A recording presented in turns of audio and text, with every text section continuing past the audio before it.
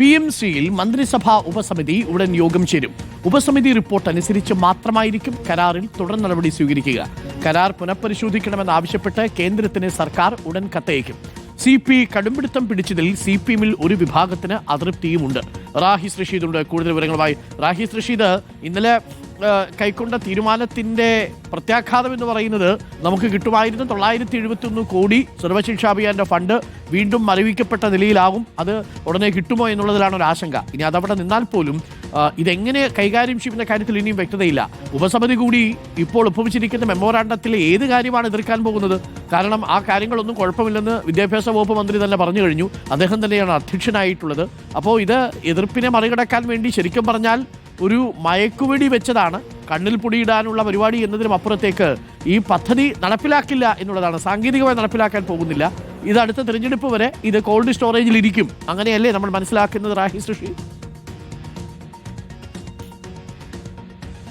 ഉറപ്പായും അരുൺ, ഈ പദ്ധതി ഇടഞ്ഞു നിൽക്കുന്ന CPI ഒന്ന് മെരുക്കാൻ വേണ്ടി കൊണ്ടുവന്ന ചില നീക്കങ്ങളായാണ് CPIM-ന്റെ നേതാക്കളും ഒപ്പം ഈ മേഖലയിൽ പ്രവർത്തിക്കുന്ന ആളുകളും പറയുന്നത്.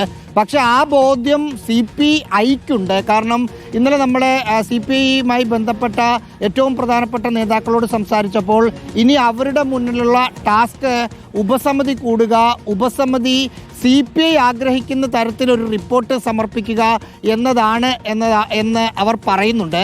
അതായത് പെട്ടെന്ന് തന്നെ ഉപസമിതി കൂടണം എന്ന ആവശ്യം CPI മന്ത്രിമാരായ K. രാജനും ഒപ്പം P. പ്രസാദും ഉന്നയിക്കാൻ പോവുകയാണ് അടുത്തത് എന്നാണ് മനസ്സിലാക്കുന്നത്. അതിനുശേഷം ഉപസമിതി കൂടുന്ന സമയത്ത് ഈ പദ്ധതിയിൽ CPI എതിർക്കുന്ന രണ്ട് പ്രധാനപ്പെട്ട കാര്യങ്ങൾ, ദേശീയ വിദ്യാഭ്യാസ നയം നടപ്പിലാക്കുമ്പോൾ സംഘപരിവാർ അജണ്ട വരുന്നു എന്നത് ഒഴിവാക്കിയാണെങ്കിൽ മുന്നോട്ട് പോകാമെന്ന് പറയുന്ന ഭാഗം മാറ്റണം എന്ന നിലപാടായിരിക്കും അവർ ഉപസമിതിയിൽ തീരുമാനിക്കുക. പക്ഷേ ഏറ്റവും പെട്ടെന്ന് തൊട്ടടുത്ത ദിവസങ്ങളിൽ ഉപസമിതി ഒരു അന്തിമ റിപ്പോർട്ട് സമർപ്പിക്കും അല്ലെങ്കിൽ തയ്യാറാക്കുമെന്ന് കരുതാൻ പറ്റില്ല.